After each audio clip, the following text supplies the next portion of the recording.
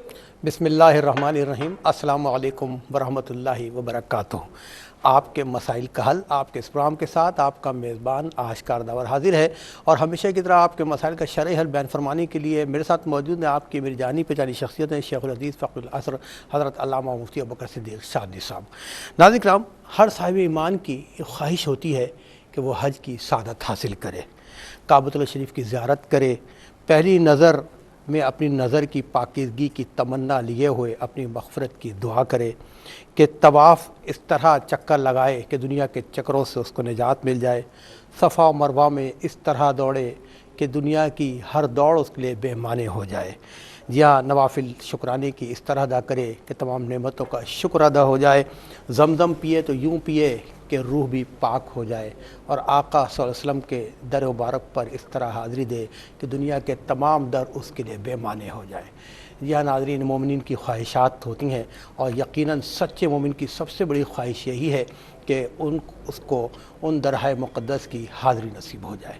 اس حوالے سے حج ایک ایسی عبادت ہے جو صاحبان ایمان پر فرض کی گئی ہے، فرض ادا نہ کرنے کی بڑی وعیدیں ہیں۔ مفتی ابوبکر صدیق شادلی صاحب میرے ساتھ موجود ہیں، ان سے اس حوالے سے گفتگو کریں گے، اور آپ بھی اس پروگرام میں شامل ہو سکتے ہیں۔ ان کے ٹیلی فون نمبرز پر ہم سے رابطہ کریں جو آپ کے گھروں پر آپ کے اسکرین پر ہم ڈسپلے کر رہے ہیں۔ حج کے حوالے سے یا کسی بھی حوالے سے کوئی بھی مسئلہ آپ کے ذہن میں ہے یا آپ کا اپنا پروگرام ہے، آپ اس پروگرام میں شامل ہو سکتے ہیں اور آپ کے مسائل کا حل بیان فرمائیں گے مفتی ابوبکر صدیق شادلی صاحب۔ وہ شکریہ، گفتگو کا آغاز کریں گے مفتی صاحب سے۔ السلام علیکم ورحمۃ اللہ۔ وعلیکم السلام ورحمۃ اللہ وبرکاتہ۔ مصعب، پچھلے پروگرام میں ماشاءاللہ آپ نے حج کے حوالے سے کافی اچھا ہمیں درس دیا اور ہمیں کافی کچھ سیکھنے کو ملا اس حوالے سے۔ اچھا، ظاہر ہے ہمارا پروگرام کا موٹو کہہ لے، ہمارا پروگرام کا ڈیزائن بھی یہی ہے کہ ہم اپنے بہن بھائیوں کو ساتھ لے کے چلتے ہیں، بجائے کہ بڑی بڑی ضخیم باتیں کریں، اس انداز میں بات کرتے ہیں ہم کہ ہمارے بہن بھائیوں کے دلوں میں بھی اتر جائے، اس پہ وہ عمل بھی کریں، ان کی سمجھ میں بھی آئے۔ تو حج کے حوالے سے ہم نے پہلے آپ سے پچھلے ہفتے بات کی، حج کی اقسام کیا ہیں، حج کے فرائض کیا ہیں، حج کے واجبات کیا ہیں۔ آج میں چاہوں گا کہ میرے وہ بہن بھائی جو لا علم ہیں طریقہ حج کے حوالے سے، بے شک وہ ٹریننگ لے رہے ہوں گے، لیکن کتابوں میں پڑھنا یا محافل میں بیٹھ کے سیکھنے سے کئی گنا جلدی میرے بہن بھائی سیکھتے ہیں اس ٹی وی پروگرام کے حوالے سے جو آپ حضرات بیان کرتے ہیں۔ تو حج کا طریقہ ذرا سا ہمیں بتائیں کہ کیا ہوتا ہے حج کا طریقہ۔ اعوذ باللہ من الشیطان الرجیم، بسم اللہ الرحمن الرحیم۔ دیکھیں، گزشتہ پروگرام میں ہم نے حج کے فرائض، واجبات، سنتیں، کس پہ واجب ہے، کب اس کا وجوب ادا ہوتا ہے، اس سے متعلق گفتگو کی تھی۔ تو اب یہ ہے کہ انسان جب حج کا ارادہ کرے تو اس کے سفر کے بھی کچھ آداب ہیں، تو وہ بھی چند ایک باتیں میں ذکر کر دیتا ہوں کہ حج میں ارادہ اللہ تبارک و تعالیٰ کی زیارت کا ہو، اس کے گھر کی زیارت کا ہو، حضور علیہ الصلوۃ والسلام کی بارگاہ میں حاضری کی تمنا ہو، اس کے علاوہ کوئی نام و نمود نہیں ہونی چاہیے کہ دنیا کو دکھانے کے لیے حج کرنا ہے، ایسا تو پھر بیکار، ایسا کرنا ہے عبادت کرنا، اس کے منہ پہ مار دی جائے گی۔ جو دنیا کو دکھاوے کے لیے کرتا ہے، شہرت کے لیے کرتا ہے، یا حج کو بہانہ بناتا ہے اور وہاں پہ تجارت کا ارادہ ہے، یا حج کو بہانہ بناتا ہے اور سیر سپاٹے کا ارادہ ہے کہ چلو گھوم پھر کے آ جاؤں گا اور یہ اور وہ، یہ سب کے سب باتیں ناپسندیدہ ہیں۔ حج کا جب ارادہ کرتا ہے تو انسان کو چاہیے کہ جن سے اجازت لینا ان سے اجازت لے لے، یعنی جیسے ماں باپ ہیں ان سے اجازت لے لے۔ اگر نفلی کو جا رہا ہے یا عمرے پہ جا رہا تو پھر تو ان کی اجازت لینا ضروری ہے، لیکن اگر فرض ہے اور واجب اس پہ فرض ہو چکا ہے تو ان سے اجازت لے لے، منع بھی کریں تب بھی جانا ہی ہے، لیکن اس میں کوشش کرے کہ کسی طریقے سے مان جائے، لیکن بدل جانا ہے وہ۔ پھر جن کا نان و نفقہ ہے ان کے لیے پورا انتظام کر دے۔ پھر اگر کسی کا کوئی قصور آتا ہے، کوئی قرضہ آتا ہے، کوئی حق آتا ہے، اس کے حق کو ادا کریں۔ اگر ادا کرنے کی طاقت نہیں ہے تو اس سے جا کے معافی مانگے، اس کو راضی کرے اور اسے بولے کہ میں آگے دے دوں، آپ راضی ہو جاؤ۔ تو یہ چیزیں کرنے کے بعد گھر پہ آدمی 2 رکعت 4 رکعت نوافل پڑھے تاکہ وہ واپسی کے لیے اس کی حفاظت رہے گی۔ گھر سے نکلے تو بزرگ فرماتے ہوئے آیت پڑھے، ان الذی فرض علیک القرآن لرادک الی معاد، یہ آیت طیبہ پڑھے۔ پھر گھر سے نکلتے وقت سفر میں روانہ ہوتے وقت کوشش کرے اپنے علاقے کی مسجد میں جائے، وہاں پہ 2 رکعت نوافل پڑھے۔ اب جس میں جو اہم ترین کام ہے وہ حج کی نیت کرنا ہے۔ تو اب چونکہ حج کی 3 اقسام ہے، ہم نے پہلے ذکر کی تھی۔ جو باہر سے آتے ہیں وہ 2 قسم کے حج کرتے ہیں، یا تو تمتع کرتے ہیں یا قران کرتے ہیں۔ قران کا اگر ارادہ ہے تو اس میں آدمی نیت اس طرح سے کرے گا کہ عمرے کا احرام اور حج کا احرام دونوں ایک ساتھ نیت کر لے گا تو وہ قران کی نیت ہو جائے گی. اور تمتع میں چونکہ پہلے عمرہ کرنا ہوتا پھر احرام کھول دینا ہوتا پھر انتظار کرنا ہوتا حج کے دنوں پھر حج کا احرام باندھا جاتا تو یہاں سے جب نکلے گا تو صرف عمرے کا احرام باندھ کے نکلے گا. البتہ نیت کی جو اہم ترین بات ہے وہ میں ذکر کر دیتا ہوں کہ جب نیت کرے تو دل میں ارادہ ہو کہ میں یہ عمرہ یا حج کرنے جا رہا ہوں اور اس کے فوراً بعد تلبیہ کہے. اگر تلبیہ نہیں کہتا یا کوئی ذکر نہیں کرتا لا الہ الا اللہ سبحان اللہ الحمدللہ وغیرہ تو اس کی نیت ہی شروع نہیں ہوگی. اچھا ٹھیک. تو یہ نیت کی شرائط میں سے ہے کہ جب دل میں ارادہ کرے تو پھر تلبیہ کہہ لے یا ذکر اللہ کرے تو اس کا پھر وہ احرام شروع ہو جائے گا. موسیٰ یہاں پہ میں معذرت کے ساتھ تھوڑا سا انٹرفیئر کروں گا کہ نیت کے حوالے سے بات کروں گا میں کہ نیت گھر سے نکل کے یا مسجد میں نماز پڑھ کے آپ نے نیت کر لی اور تلبیہ پڑھنا شروع کر دیا. بعض اوقات ہوتا ہے فلائٹس لیٹ ہو جاتی ہیں کینسل ہو جاتی ہیں تو پھر احرام کی حالت میں رہے گا وہ یا احرام اتار دے دوبارہ نیت کرے گا وہ؟ نہیں اس میں احتیاط تو یہی ہوتی ہے کہ اگر آپ اس طرح سے سفر کر رہے ہیں تو آپ گھر سے تو نوافل وغیرہ پڑھ لیں احرام کی چادریں بھی پہن لیں لیکن نیت جو ہے پھر آپ جہاز میں ہی کریں. اگر آپ ہوائی جہاز سے جا رہے ہو اس میں بھی احتیاط یہ ہے کہ فوراً نہ کریں. جہاز میں بیٹھتے کیا پتہ کینسل ہو جائے فلائٹ ڈیلے ہو جائے تو آدمی جب جہاز اڑ کے آدھی گھنٹہ گزر جائے تو اس کے بعد پھر نیت کرے وہ سب سے بہتر ٹائم ہے. اور لیٹ بھی نہ کرے کہ ویسے جہاز والے اعلان کرتے ہیں کہ جب میقات آ گئی آپ نیت کر لیں لیکن بعض لوگوں کے ساتھ یہ ہوتا ہے کہ اس ٹائم میں سو جاتے ہیں تو جیسے جہاز فلائی کرے وہ نیت کر لے آدھی گھنٹے بعد نیت کر لیں. اچھا اب حج میں آپ نے بتایا یہ بنیادی چیزیں ہیں تو سب اس میں مطلب ابتدا ہوتی ہے احرام باندھنے سے. پہلے غسل کریں پھر احرام باندھیں پھر آپ نے فرمایا کہ 2 رکعت نماز پڑھیں اور نیت کو موقوف کر دیں آگے تک کے لیے کہ جہاز میں جب کچھ دیر کا سفر ہو جائے اس کے بعد نیت کریں. اس کے بعد کا ذرا بتائیے گا پھر جیسے ایئرپورٹ پہ اترتے ہیں پھر کیا ہوگا؟ ہاں تو اس کے بعد تو پھر اللہ تعالیٰ کے فضل و کرم سے جب آپ جدہ کے ایئرپورٹ پہ یا مدینہ منورہ کے ایئرپورٹ پہ اتر جائیں گے تو بہرحال آپ جب آپ مکہ معظمہ جائیں گے تو اب چونکہ آپ کا یا تو حج قران ہے یا حج تمتع ہے تو بہرحال جو بھی ہے جا کے آپ کو پہلے عمرہ ہی کرنا ہے. تو جب عمرہ کریں گے تو عمرے کا طریقہ میں عرض کر دیتا ہوں کہ عمرہ کس طرح کیا جائے گا. عمرے کے اندر اچھا پھر اس کے داخلے کے بھی آداب ہیں مسجد میں بھی داخلے کے آداب ہیں پھر تفصیلی گفتگو ہے بڑی تو بہرحال وہ تو بڑی محبت والی گفتگو ہے لیکن بہرحال مختصر اس میں اشارتاً کرتے ہوئے چلے جاتے ہیں کہ اپنی ساری توجہ اپنے رب کی طرف رکھے سرکار دو عالم صلی اللہ علیہ وسلم کی طرف رکھے کہ کس طرح آپ نے حج فرمایا تھا کس طرح آپ نے تعلیم دی. دنیا کی فضول باتوں میں نہ لگے. وہاں پر ایئرپورٹ پہ پریشانیاں آئیں گی راستے میں پریشانیاں آئیں گی تکلیفیں آئیں گی ان کے اوپر غصہ نہ کرے کسی سے لڑائی نہ کرے. تو یہی سب سے بڑا امتحان ہوتا ہے وہاں پر. یہ آداب ہے اس کے. جی تو اس کے بعد جب مکہ شریف میں داخل ہو تو وہاں پہ بھی دعا کرے اور اس کے بعد جب حرم شریف میں جانا ہو تو عام طور پہ یہ ہوتا ہے کہ ہوٹل پہ لے کے جاتے ہیں پہلے ٹھیک ہے اپنا سامان وغیرہ اتار دے اس کے بعد اطمینان سے مکہ معظمہ کی طرف آئے سب کوشش کرے وہاں پہ حاضری دے تو وہی اپنا سیدھا قدم پہلے اندر داخل کرے مسجد میں اور مسجد میں داخل ہونے کی دعا پڑھے درود پاک پڑھے نبی علیہ الصلوۃ والسلام پہ پھر جو ہے چلتا ہوا خانہ کعبہ کی طرف جائے کیونکہ مسجد شریف بہت بڑی ہے ماشاءاللہ تو پہلے قدم رکھتے ہی خانہ کعبہ نظر نہیں آتا. جس باب سے بھی داخل ہوں گے آپ کو کافی چلنا پڑے گا پھر جا کے خانہ کعبہ نظر آئے گا. تو بہرحال جب خانہ کعبہ پر جب پہلی نگاہ پڑے جہاں سے بھی پڑے وہاں پہ آپ رک جائیں اور اللہ اکبر لا الہ الا اللہ اللہ اکبر لا الہ الا اللہ اللہ اکبر کہیں اور اب جو بھی آپ دعا کریں گے وہ آپ کی مقبول ہوگی ماشاءاللہ. یہ پہلی دعا ہوتی ہے جو آپ انسان کی نظر پڑتے ہی.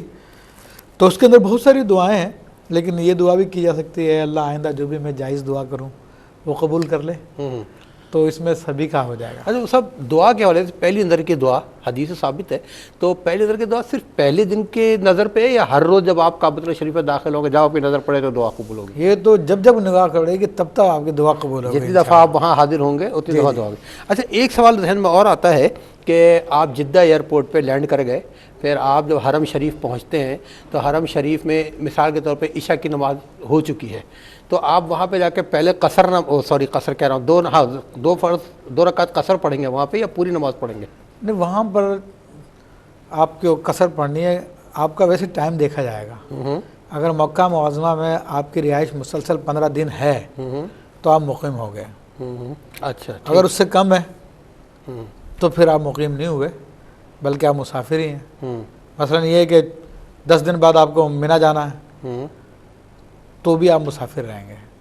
حالانکہ مینا کا ٹائم ملا کر اور واپس آ کر آپ کے 20 دن بھی بن جائیں گے، لیکن شرعی اعتبار سے مسافر ہی ہیں، کیونکہ مسافر مقیم ہونے کے لیے ایک ہی جگہ پر 15 راتیں گزارنا ضروری ہے، تب بندہ مقیم ہوتا ہے۔ اچھا چلیے، اس پہ انشاءاللہ گفتگو اور آگے بڑھائیں گے۔ آپ کی اجازت سے کالر کو شامل کرتا ہوں۔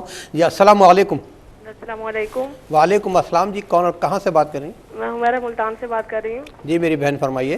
اچھا، میرا پہلا کوشچن یہ کہ سورہ تحریم کی آیت نمبر 2 میں رب کائنات نے فرمایا کہ اے ایمان والو اپنی جانوں اور اپنے گھر والوں کو آگ کے عذاب سے بچاؤ جس کا ایندھن آدمی اور پتھر ہیں۔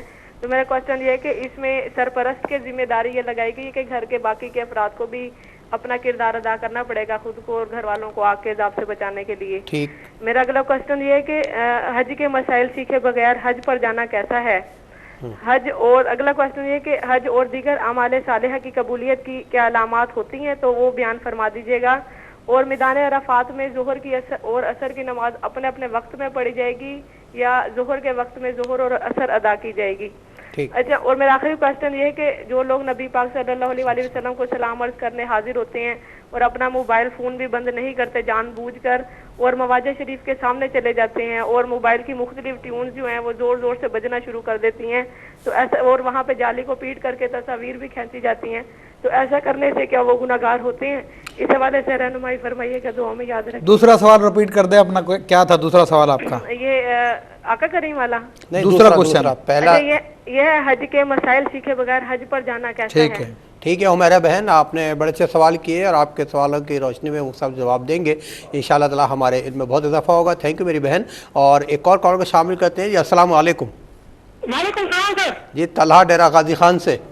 جی ہاں، میرا پہلا سوال یہ ہے کہ جو شخص حج بدل کر رہا ہے تو کیا اس کا پہلا ایک حج ہونا ضروری ہے یا نہیں؟ پہلا حج بدل بھی ہو سکتا ہے اس کا؟ اچھا ٹھیک۔ اور سوال میں یہ کہ اگر کوئی طواف زیارہ یا عمرے کا طواف کر رہا ہے تو 7 چکر لگا رہے ہوئے، لیکن اگر اس نے 7 کی بجائے 8 لگا لیے یا 7 کی بجائے 6 لگا لیے تو کوئی اس پر دم لگانا واجب تو نہیں ہوگا؟ اچھا ٹھیک ہے طلحہ ڈیرہ غازی خان سے آپ پروگرام میں شامل ہوئے، آپ نے بھی بڑے اچھے سوال کیے ہیں۔ اب دیکھیں مفتیٰ اس کا کیا جواب دیتے ہیں۔ ایک اور کال کو شامل کرتے ہیں۔ جی السلام علیکم۔ بات کر رہی ہوں۔ جی السلام علیکم میری بہن۔ جی جی فرمائیے۔ السلام علیکم۔ وعلیکم السلام۔ مسئلہ یہ ہے کہ میں عورت وضو کر کے ٹی وی دیکھ سکتی ہے؟ میرا نام شاہجہاں ہے، میں اسلام آباد سے بات کر رہی ہوں۔ آپ یہ کہہ رہی ہیں عورت وضو کر کے ٹی وی دیکھ سکتی ہے؟ جی ٹھیک ہے شاہجہاں بہن، آپ اسلام آباد سے پروگرام میں شامل ہوئی، آپ کا بہت بہت شکریہ۔ اور ٹی وی دیکھنا نہ دیکھنا اس حوالے سے بھی انشاءاللہ مفتیٰ سے پوچھتے ہیں۔ آئیے آپ بھی دیکھیں، میں بھی دیکھتا ہوں کہ مفتیٰ کیا جواب دیتے ہیں۔ جی مفتی صاحب۔ دیکھیں پہلا جو کوشچن تھا حمیرہ کا، انہوں نے کہا تھا کہ کیا جو قرآن کی آیت میں فرمایا گیا صرف گھر کے سرپرست کی ذمہ داری ہے، باقی گھر والوں کی بھی ہے؟ قرآن مجید فرقان حمید میں تو واضح فرمایا قوا انفسکم و اہلیکم نارا، کہ تم اپنے آپ کو اور اپنے گھر والوں کو جہنم کی آگ سے بچاؤ۔ تو اولاً تو یہ ذمہ داری گھر کے سربراہ کی بنتی ہے، لیکن اسی تک محدود نہیں ہے۔ نبی کریم صلی اللہ تعالی علیہ وسلم کا ارشاد ہے کلکم راعین و کلکم مسئول عن رعیتہ، تم میں سے ہر ایک نگہبان ہے اور جس چیز کی نگہبانی کر رہا ہے اس کے بارے میں پوچھا جائے گا۔ تو اسی طرح بھائی سے بہن کے بارے میں، بہن سے بھائی کے بارے میں، باپ سے اولاد کے بارے میں، میاں سے بیوی کے بارے میں، ہر ایک کے بارے میں پوچھا جائے گا۔ تو ہر شخص کی اپنے اپنے اعتبار سے ذمہ داری بنتی ہے۔ اللہ اکبر۔ پھر یہ ہے کہ مسائل سیکھے بغیر کو حج کو چلا جائے تو کیا حکم ہے؟ تو یہ بولے بہت بڑی جہالت کی بات ہے، کوئی انسان مسائل سیکھے بغیر حج پہ چلا جائے، کیونکہ حج کا مقصد تھا اللہ کی رضا حاصل کرنا، اللہ کی عبادت کر کے۔ جب ایک شخص کو اللہ تعالیٰ کی عبادت کرنا ہی نہیں آتی تو وہ اللہ تعالیٰ کو کس طرح راضی کرے گا؟ تو یہ شدید گناہ کی بات ہے، بلکہ حج جس پہ فرض ہو گیا اب اس پہ فرض ہے کہ وہ حج کے مسائل بھی سیکھے۔ اس کے بغیر جائے گا تو بہرحال گناہ گار رہے گا اور نہ جانے اپنا حج فاسد بھی کر لے گا، اس کو پتہ بھی نہیں چلے گا اور برائے جہالت سمجھتا رہے گا میں نے تو حج کر لیا۔ تو یہ تو بہت بڑی گناہ کی بات ہے۔ پھر کہا کہ قبولیت کی کوئی علامت ہے؟ دیکھیں حج کرنے کے بعد قبولیت کی علامت یہی ہوتی ہے کہ انسان کا دل دنیا سے دور ہو جائے اور گناہوں سے اس کو نفرت پیدا ہو جائے، نیکی کی طرف راغب ہو جائے۔ تو یہ اس بات کی دلیل ہے کہ اس کے حج کی قبولیت ہوئی ہے۔ اگر حج کرنے کے بعد بھی اور گناہوں میں ملوث ہو گیا تو بہرحال پھر اس میں معاملہ برعکس ہے۔ ٹھیک۔ پھر انہوں نے کوشچن کیا کہ میدان عرفات میں ظہر عصر کی نماز ملا کے پڑھتے ہیں تو کیا حکم ہے؟ دیکھیں میدان عرفات میں ظہر کی ساتھ عصر کی نماز پڑھی جاتی ہے، اس کی بعض شرائط ہے، تو اگر وہ شرائط پوری نہ ہوں تو پھر تنہا پڑھنی پڑے گی، ظہر کے وقت میں، عصر کی عصر کے وقت میں۔ تو اس زمانے میں سمجھتا ہوں کہ میدان عرفات میں موجود حاجیوں میں سے اکثر وہ ہوتے ہیں جو ان شرائط کو پورا نہیں کر پاتے، اور چنانچہ ان کو اپنے خیموں میں پڑھیں، وہ اپنے خیموں میں ظہر کی نماز پڑھے ظہر کے وقت میں، اور عصر کی نماز پڑھے عصر کے وقت میں۔ پھر انہوں نے کہا کہ تصویر بناتے ہیں، حضور علیہ السلام کے بارگاہ کی حاضری ہو رہی ہے اور تصویریں بنا رہے ہیں، تو اس سے بڑی بے ادبی اور گستاخی کی بات کیا ہوگی کہ آقا دو جہاں کے بارگاہ میں جہاں پہ جبریل امین علیہ السلام بھی باادب ہو کر حاضر ہوتے ہیں، تو وہ جاہل انسان وہاں پر جا کے ان چیزوں میں لگا ہوا ہے، ماشاءاللہ، تو اس سے بڑا جاہل کون ہوگا؟ مصعب میں چاہوں گا اس میں بہت تفصیلی آپ سے گفتگو کروں، اور ناظرین آپ بھی کہیں نہیں جائیں گے، بڑی خوبصورت گفتگو ادب کے حوالے سے چل رہی ہے کہ ہمیں ادب ملحوظ خاطر رکھنا چاہیے، بات کریں گے انشاءاللہ، لیکن ایک مختصر سے وقفے کے بعد۔ جی ناظرین، آپ کے مسائل کا حل یہ ہے پروگرام جو آپ کی خدمت میں پیش کیا جا رہا ہے، اور میرے ساتھ موجود ہیں مفتی بکر صدیق شالث صاحب جو آپ کے مسائل کا شرعی حل بیان فرما رہے ہیں، اور جس موضوع پر آج ہم گفتگو کر رہے ہیں وہ ہے حج کے آداب اور ان کے شرعی مسائل۔ آپ بھی پروگرام میں شامل ہوئے، آپ نے بھی مسائل بیان کیے ہیں، قبل اس کے کہ مفتی صاحب سے ان کا حل معلوم کریں، ایک اور کال کو شامل کرتے ہیں۔ جی السلام علیکم۔ وعلیکم السلام جی۔ جی بھائی کون کہاں سے بات کر رہے ہیں؟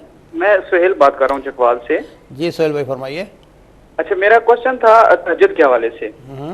ایک تو یہ پوچھنا تھا کہ کیا تہجد کے لیے سونا ضروری ہے، اور اگر سونا ضروری ہے تو کتنا سونا ضروری ہے؟ ٹھیک۔ اور دوسرا کوشچن تھا کہ اگر ایسا ہوتا ہے بعض اوقات کی نیند نہیں آتی رات کو، تو کیا ایسی صورت میں تہجد نہیں پڑھی جا سکتی؟ اچھا اور جی تیسرا کوشچن تھا، اور تہجد کا جو وقت ہوتا ہے اس کو پیرامیٹر ہوتا ہے کہ ہم اندازہ لگا لیں کہ اب تہجد کا وقت شروع ہو گیا ہے اور اب وقت ختم ہو گیا ہے؟ ٹھیک ہے سہیل بھائی، آپ کے تینوں سوال میں نوٹ کیے، پروگرام دیکھتے رہیے، انشاءاللہ مفتی بکر صدیق شالث صاحب بتائیں گے کہ آپ کے مسائل کا حل کیا ہے۔ بہت شکریہ آپ کا پروگرام میں شامل ہونے کا۔ جی مفتی صاحب۔ دیکھیں پہلے کوشچن ہمارے چل رہے تھے، تو ایک کوشچن تھا کہ حج بدل کے لیے کیا پہلے حاجی ہونا ضروری ہے؟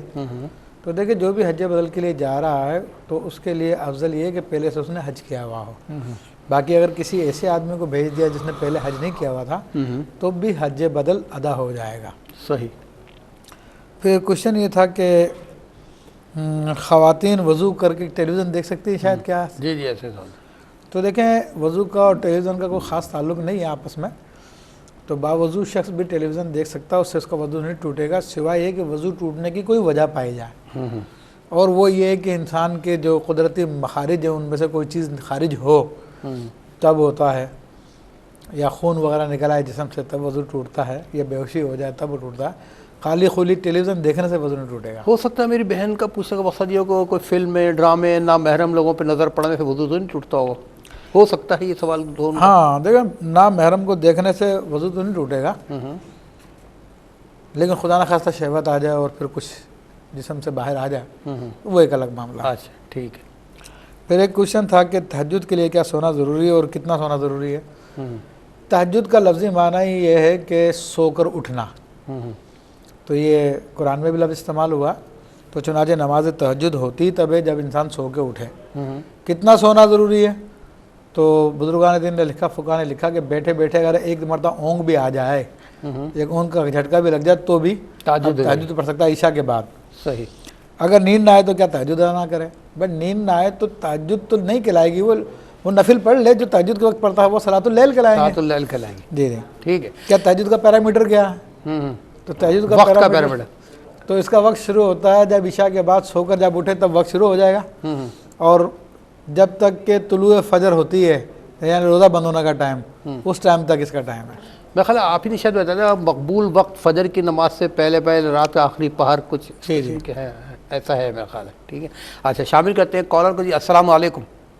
وعلیکم السلام، السلام علیکم مفتی صاحب، کیسے ہیں آپ؟ ٹھیک ہیں، اللہ کا شکر ہے، خیریت سے ہیں؟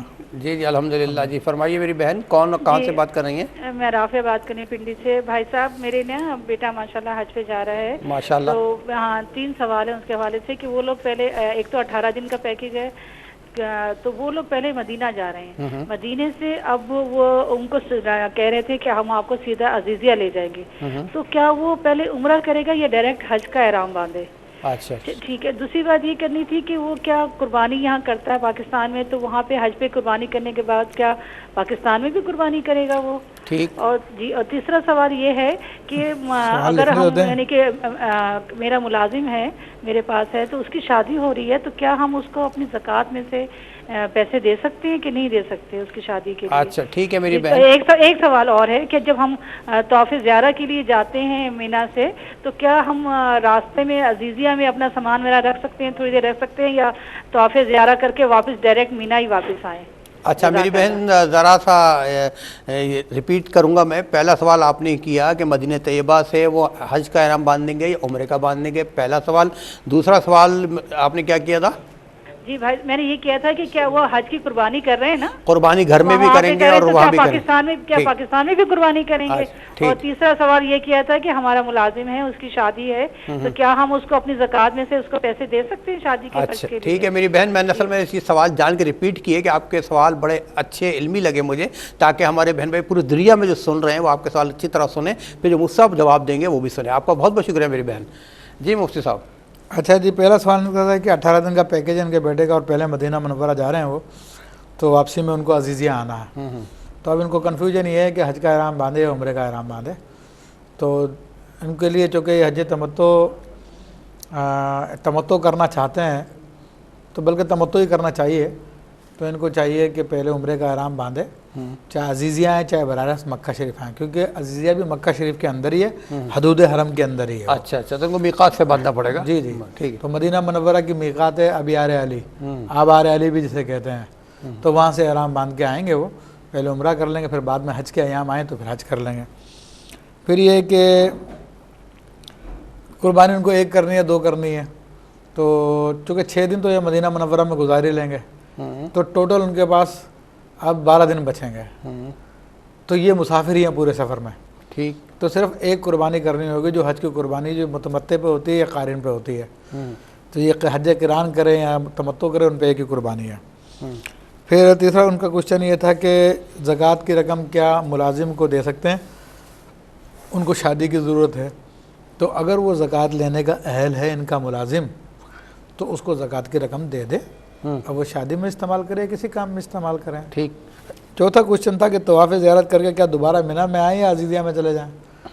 تو طواف زیارت کرنے کے بعد بھی باقی 3 دن ہوتے ہیں، وہ مینا کے دن ہے، اور ان کا باقاعدہ قرآن مجید فرقان حمید میں ذکر بھی ہے. اللہ تعالیٰ نے ذکر کیا کہ فائزہ قضیتم مناسککم فاذکروا اللہ کا ذکرکم آباءکم اشد ذکرا، کہ جب تم اپنے مناسک پورے کر لو تو اب مینا میں بیٹھ کر اللہ کا ذکر کرو جس طرح کہ اپنے باپوں کا ذکر کرتے تھے، بلکہ اس سے زیادہ بڑھ کے کرو. سبحان اللہ. تو مینا کے دن گزارنا وہ سنت ہے. کوئی مجبوری، کوئی ضرورت، کوئی بیماری ہو تو ایک الگ بات ہے، ورنہ مینا میں ٹائم گزارنا چاہیے. ٹھیک ہے. اچھا اس قربانی کے حوالے سے میں چاہوں گا ذرا سی وضاحت کہ ابھی آپ نے فرمایا ہے کہ 12 دن 6 دن وہاں نکل گئے، 12 دن بچے ہیں تو ایک قربانی کریں گے. تو کیا جو لوگ 40 دن کے لیے یا 35 دن کے لیے حج پہ جاتے ہیں تو کراچی میں بھی قربانی کریں گے اور حج کی قربانی بھی کریں گے؟ نہیں، ایسا نہیں ہے. اچھا یہ بہن یہ پوچھنا چاہ رہی تھی. نہیں اصل میں جو آپ نے سوال کیا وہ بڑا پیچیدہ سوال ہے. ہاں. اور اکثر لوگ اس کے بارے میں پریشان رہتے ہیں. جی.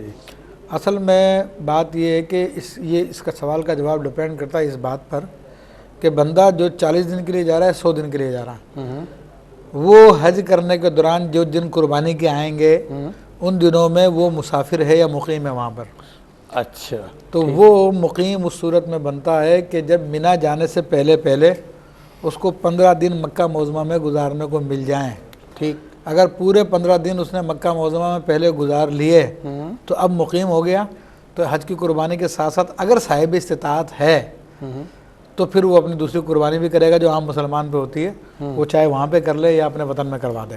ٹھیک. لیکن اگر حج سے پہلے اس کو مکہ معظمہ میں 15 دن نہیں ملے، 13 دن ہوا، 14 دن ہوئے، 12 دن ہوئے، تو پھر وہ مسافر ہی ہے اور اس کے اوپر صرف حج کی قربانی ہوگی، دوسری نہیں ہوگی. اچھا چلیں، بہت شکریہ اس وضاحت کا. شامل کرتے ہیں کالر کو. جی السلام علیکم. السلام علیکم. وعلیکم السلام. میری بہن کون اور کہاں سے بات کر رہی ہیں؟ جی میں سعید ایریا سے بات کر رہی ہوں. جی فرمائیے. جی بھائی میرا یہ سوال تھا، جس طرح ہم رمضان کے روزے رکھتے ہیں اس میں سے کچھ روزے قضا ہو جاتے ہیں کسی بیماری کی وجہ سے، تو ہم جب دوبارہ روزے رکھتے ہیں تو وہ ان کی ہم سحری لازمی کریں گے یا صبح اٹھ کے نیت کر لیں گے تو روزہ ہو جائے گا؟ اچھا سحری کریں گے یا نہیں کریں گے یہ آپ پوچھنا چاہ رہی ہیں قضا روزوں کی؟ قضا روزوں۔ چلیں میری بہن آپ کا بہت بہت شکریہ، اور دیکھیں مفتی صاحب آپ کے مسئلے کا کیا حل بیان فرماتے ہیں۔ جی مفتی صاحب۔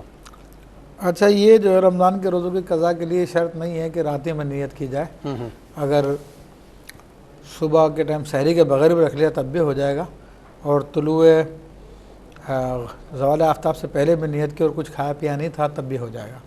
صحیح۔ اچھا وہ سب اب ذرا سا میں چاہوں گا موضوع پہ بھی ہم اپنے آ جائیں کہ بڑی اچھی آپ سے گفتگو چل رہی تھی، خیر سوال کمپلیٹ ہوگا میرے بہن بھائی؟ جی ہاں جی ہاں۔ اچھا اب آپ نے بتایا حج کا طریقہ، پھر آپ نے بتایا کہ حج کے طریقے میں قران بھی ہوتا ہے اور دوسرا بھی تمتع بھی ہوتا ہے۔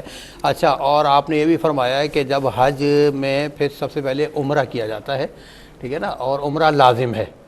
اچھا کیا اگر بندہ جیسے یہاں سے میں نے دیکھا بڑے لوگ ہوتے ہیں جو حکام میں سے آتے ہیں، وہ عین حج سے ایک دن پہلے پہنچتے ہیں اور وہ ڈائریکٹ میرے خیال میں منا یا ادھر جاتے ہیں، تو ان کے لیے عمرہ کرنا لازم نہیں ہے کیا؟ دیکھیں اس میں جو حج افراد کر رہا ہے تو اس کے اوپر تو عمرہ لازم نہیں ہوتا، افراد کے اندر تو صرف حج ہوتا ہے، حج کا احرام ہوتا ہے، لیکن وہ عام طور پہ مکہ شریف والوں کے لیے ہے۔ ذالک لمن لم یکن اہلہ حاضر المسجد الحرام، تو حج افراد جو ہے وہ مکہ شریف کے رہائشی لوگوں کے لیے ہے، یہ جو وہاں پہ رہائشی اختیار کر گیا ہے۔ باقی اگر کوئی شخص ڈائریکٹ احرام باندھ کے آتا ہے حج کا اور ڈائریکٹ ہی عرفات میں چلا جاتا ہے تب بھی حج اس کا ہو جائے گا، لیکن اس نے برا کیا، آفاقی تھا تو اس کو طواف قدوم کرنا چاہیے تھا۔ ٹھیک۔ اچھا اب ذرا سا بتائیں گے کہ طواف کا طریقہ کیا ہے؟ دیکھیں طواف کا طریقہ تو یہی ہے کہ اس مسجد کے اندر، دیگر مسجدوں کے آداب میں تو یہ ہوتا ہے کہ 2 رکعت نافل پڑھے جاتے ہیں، لیکن مسجد الحرام کا ادب یہ ہے کہ وہاں پہ طواف کیا جاتا ہے۔ تو عمرے کا طواف ہو یا دیگر طواف، اس کا طریقہ تو یہی ہوتا ہے کہ حجر اسود کے سامنے آ کر پہلے طواف کی نیت کرتے ہیں، اے اللہ میں نے طواف کا ارادہ کیا تو اسے آسان فرما دے، قبول فرما دے، اور یہ کہہ کر اپنے دونوں ہاتھ اپنے کانوں کے لو تک اٹھاتے ہیں، اور اگر موقع دستیاب ہے، موقع میسر ہے تو بسم اللہ علی ملت رسول اللہ کہہ کر حجر اسود پہ اپنے دونوں ہاتھ رکھ لیں اور اپنی گردن جھکا کے حجر اسود کو چوم لیں۔ اگر یہ میسر نہیں ہے تو صرف ہاتھ لگا لیں، اور یہ بھی میسر نہیں ہے تو کوئی چھڑی وغیرہ اس سے چھو کے اس چھڑی کو چوم لے، یہ بھی میسر نہیں جیسے کہ آج کل نہیں ہوتا، تو دور سے کھڑے ہو کے اشاروں میں گویا کہ آپ نے بوسہ لیا اور ہاتھوں کو چوم لیجیے۔ اس کے بعد آپ رائٹ ٹرن ہوں گے، اس کے بعد پھر آپ چلنا شروع کر دیں گے۔ خانہ کعبہ آپ کے بائیں ہاتھ پر ہے جو آپ کے دل سے قریب ہے جگہ، اور پھر آپ چلتے ہوئے جائیں گے، پورا ایک چکر لگائیں گے۔ تو جب واپس آپ، اچھا اس دوران میں مختلف مقامات سے گزرتے ہوئے جائیں گے، ہر ایک کی دعا ہے، تو کوئی دعا یاد نہ ہو تو درود پاک پڑھ لیں، صحیح، وہ کامل دعا ہے اور اس کو زیادہ ثواب ملے گا دیگر دعاؤں کے مقابلے میں۔ اور پھر جب مستجاب پر آئے تو پھر وہاں پہ ربنا آتنا فی الدنیا حسنۃ وفی الآخرۃ حسنۃ، مختصر دعا ہے، 70,000 فرشتے وہاں پہ آمین کہنے کے لیے تیار ہوتے ہیں۔ پھر واپس حجر اسود پہنچے گا تو پھر ایک شاؤٹ پورا ہو جائے گا، ایک پھیرا ہو جائے گا۔ اس کے بعد صرف استعلام کرے، وہی استعلام کر کے پھر دوسرا شاؤٹ اس شروع طرح کر 7 چکر پورے کر لیں۔ اس طرح سے یہ 7 چکر پورے کرے گا اور آخر میں بھی استعلام کرے گا۔ چکر 7 ہوں گے، استعلام 8 ہوں گے، تو اس طرح سے یہ طواف پورا ہو جائے گا۔ اس کے بعد پھر زمزم پہ چلا جائے۔ چلے ابھی یہ بڑے اچھے مراحل، میں تو اپنے آپ کو وہی محسوس کر رہا ہوں آپ کی باتوں میں۔ پہلے شامل کرتے ہیں کال کو، ساتھ لے کے چلتے ہیں۔ جی السلام علیکم۔ وعلیکم السلام جی۔ جی میرے بھائی شبلی بول رہا ہوں جی، مانسہرہ سے۔ شبلی مانسہرہ سے بولے جی شبلی صاحب۔ سر عرض یہ ہے کہ بچی کی 1 مہینہ ہوا ہے شادی ہوئی ہے، اور وہ گھر لاتی ہے، جیسے کچھ ایسے حالات ہیں، وہ ابھی خود طلاق لینا چاہتی ہے۔ اچھا بچی کو 1 مہینہ شادی کو ہوا، بچی طلاق لینا چاہتی ہے؟ جی جی۔ اچھا پھر؟ اور طلاق لینا چاہتی ہے، اور اس میں شرعی حساب میں اس کا اقمار میں کچھ بنتا ہے یا نہیں بنتا، ایک چیز۔ دوسرا سر یہ حق مہر بنتا ہے نہیں بنتا شرعی اعتبار سے؟ بچی خود طلاق لینا چاہ رہی ہے، حق مہر اس کا بنتا ہے نہیں بنتا؟ اچھا۔ اور دوسرا جی یہ ہے کہ طلاق کے بعد یہ جو عدت کے دن ہوتے ہیں میرا خیال ہے 45 دن ہوتے ہیں، اس میں بھی خاوند کے ذمہ وہ ماہانہ خرچہ آتا ہے یا نہیں آتا ہے؟ اچھا ٹھیک ہے، یہ دو ہے جی۔ ٹھیک ہے شبلی صاحب، مانسرا صاحب پروگرام میں شامل ہوئے، آپ کا بہت بہت شکریہ، اور دیکھیں مصعب کے مسئلے کا شرعی حل کیا بیان فرماتے ہیں۔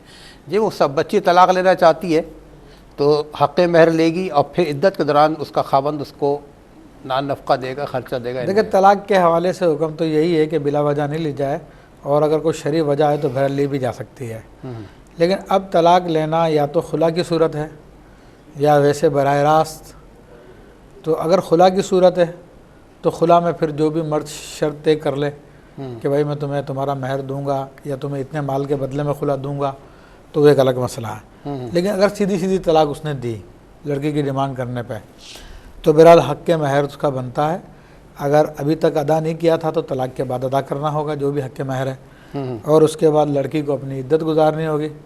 اور عدت کے دن 45 دن نہیں ہوتے، عدت کے دن حیض والی خاتون کے 3 حیض ہوتے ہیں، تو 3 ماہواریہ اس کو آ جائیں طلاق کے بعد تو اس کی عدت پوری ہو جائے گی۔ اور حاملہ عورت ہو تو وضع حمل ہوتی ہے، اور کوئی بوڑھی خاتون ہو جس کو مینسز بند ہو چکے ہیں، سنیاس آ گیا، تو اس کی عدت 3 مہینے ہوتی ہے طلاق کی صورت میں۔ یہ کم سن بچی ہو جو کو ابھی اس کو نہیں مینسز شروع ہوئے، اس کی بھی پھر 3 مہینے بتائی گئی ہے۔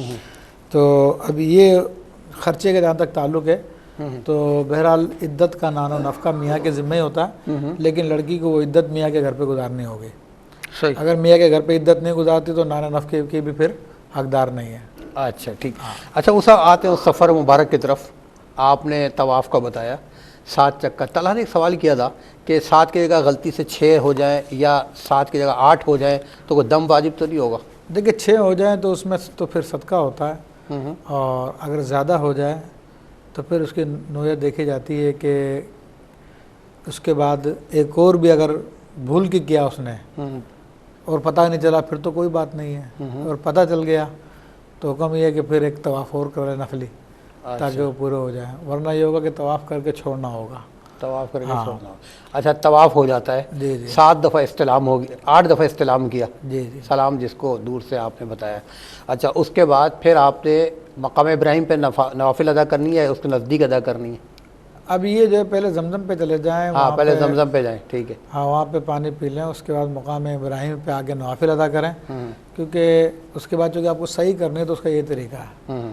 تو پھر مقام ابراہیم پر آپ 2 رکعت نفل پڑھ لیں، لیکن آج کل مقام ابراہیم پر نفل پڑھنا بہت رش ہوتا ہے اور لوگوں کو بھی پریشانی میں ڈالنا، خود بھی پریشان ہونا۔ تو اگر پیچھے کوئی حاشیہ مطاف کنارے پر کوئی جگہ مل جاتی ہے تو وہاں پہ پڑھ لیں، اگر وہاں پہ بھی جگہ نہیں ملتی ہے تو پھر اسی کی سیدھ میں اور پیچھے چلا جائے تو اس کی سیدھ میں ہوگا تو بھی اچھے، اور کہیں بھی وہاں پہ بھی جگہ نہیں ملتی ہے، حرم میں کہیں بھی پڑھ لیں، حرم نبوی، حرم بیت اللہ میں کہیں بھی پڑھ لیں۔ بلکہ فقہا نے لکھا کہ مسجد شریف میں نہیں پڑھ سکا تو مکہ کا جو 23 کلومیٹر کا ایریا کہیں بھی پڑے گا وہ نوافل ادا ہو جائیں گے، سبحان اللہ، جو واجب ہوتے ہیں۔ سبحان اللہ۔ اچھا ایک سوال چلتے چلتے ہم بالکل اختتامی لمحات کی طرف آ رہے ہیں کہ کوئی حاجی بڑے خوشی و خضوع کے ساتھ اور خلوص نیت کے ساتھ حج پہ گیا، خدا نخواستہ خاکم بدہن کہ وقوف عرفہ سے پہلے وہ کسی حادثے کا شکار ہو جاتا ہے، بیمار ہو جاتا ہے یا ہاسپٹلائز ہو جاتا ہے، تو اس کا حج نہیں ہوگا؟